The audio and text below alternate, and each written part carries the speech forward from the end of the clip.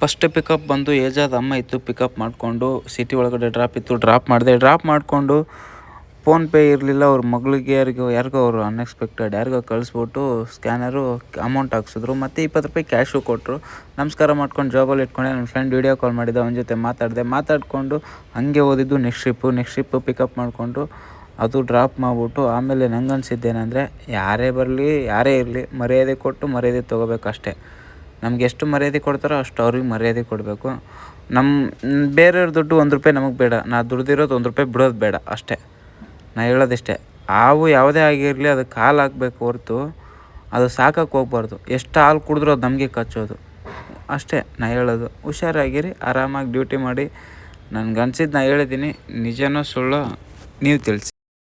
ಇದು ಹೆಂಗಂದರೆ ಜೀವನ ಸಂಸಾರ ಎಂಬುದು ಸಾಗರ, ಈಜಲು ಹೋದರೆ ಬೇಸರ, ಈಜಿ ಬಂದರೆ ಸುಖ ಸಾಗರ ಅಂತೆ. ಆ ಸುಖ ಸಾಗರ ಹೆಂಗಿರ್ಬೇಕಂದ್ರೆ ಎಲ್ಲರೂ ಮೆಚ್ಚುವಂತೆ ಇರಬೇಕು. ನಾನು ನಿಜ ಹೇಳ್ಬೇಕಂದ್ರೆ ಒಂದು ಆಂಡ್ರಾಯ್ಡ್ ಮೊಬೈಲ್ ಯೂಸ್ ಮಾಡೋಕ್ಕೂ ನಾನು ಯೋಗ್ಯತೆ ಇರಲಿಲ್ಲ. ಈಗ ಐಫೋನ್ ಇಟ್ಟಿದ್ದೀನಿ ಅಂದರೆ ಅದಕ್ಕೆ ಕಾರಣವೇ ನನ್ನ ಅಂಬಾರಿ. ಆ ಅಂಬಾರಿನ ಹೆಂಗೆ ನೋಡ್ಕೊತಾ ಇದ್ದೀನಿ ಅಂದರೆ ನನಗೆ ಅಮ್ಮ ಇಲ್ಲ, ಅಮ್ಮನ ಥರ ಅದನ್ನು ನೋಡ್ಕೊತಾ ಇದ್ದೀನಿ. ನಾನು ಆ ಲೆವೆಲಲ್ಲಿ ಇಟ್ಟಿದ್ದೀನಿ. ಅದು ನನ್ನನ್ನು ಹಂಗೆ ನೋಡ್ಕೊತೈತೆ.